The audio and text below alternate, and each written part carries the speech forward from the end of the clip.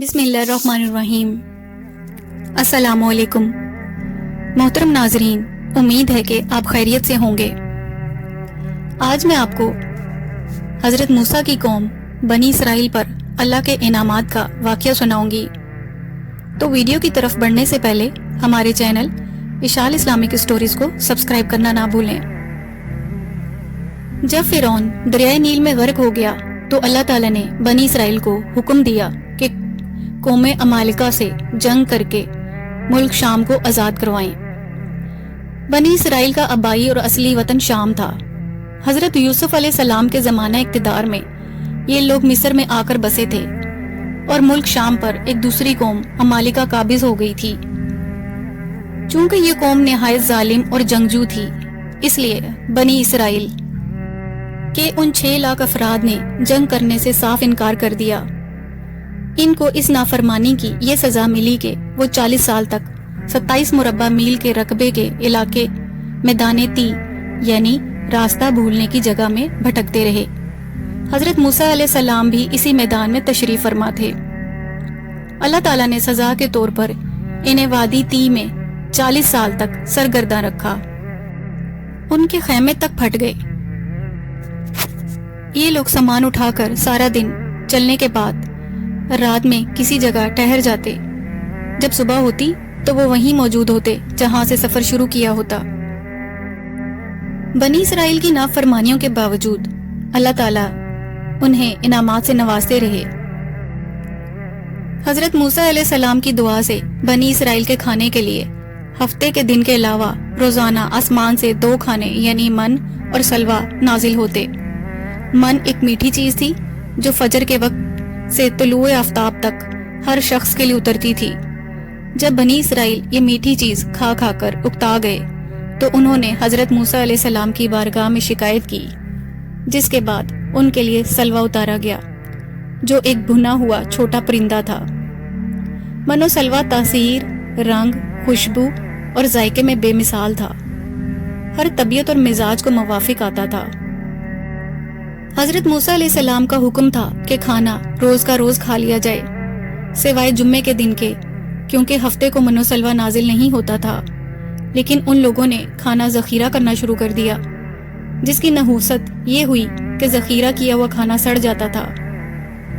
بنی اسرائیل طبعی طور پر ایک نافرمان قوم تھی۔ انہوں نے اس نعمت کو بھی حقارت سے دیکھا، جس کے نتیجے میں ان سے یہ نعمت چھین لی گئی اور من و سلوہ اترنا بند ہو گیا۔ جب پانی کی ضرورت ہوئی تو حضرت موسیٰ علیہ السلام نے ایک پتھر پر اپنا عصا مارا اور بنی اسرائیل کے 12 قبیلوں یعنی حضرت یعقوب علیہ السلام کے 12 بیٹوں کی اولاد کے لیے 12 چشمے جاری ہو گئے۔ دھوپ سے بچاؤ کے لیے ایک بہت بڑا سفید پتلا بادل سارا دن ان پر سایہ کرتا۔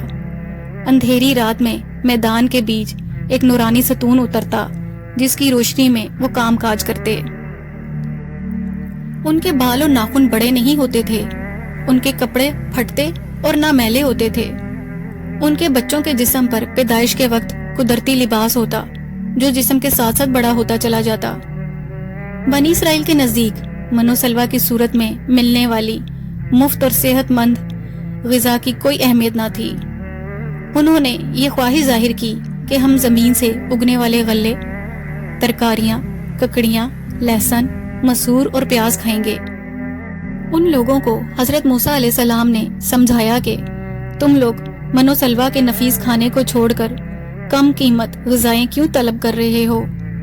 مگر جب بنی اسرائیل اپنی ضد پر اڑے رہے تو اللہ تعالیٰ نے حکم دیا کہ تم لوگ میدان تی سے نکل کر شہر بیت المقدس میں داخل ہو جاؤ اور وہاں بے رو ٹوک اپنی پسندیدہ غذائیں کھاؤ، مگر یہ ضروری ہے کہ تم لوگ بیت المقدس کے دروازے میں کمال ادب اور احترام کے ساتھ جھک کر داخل ہونا اور داخل ہوتے وقت یہ دعا مانگتے رہنا کہ یا اللہ تو ہمارے گناہوں کو معاف فرما دے تو ہم تمہارے گناہوں کو بخش دیں گے۔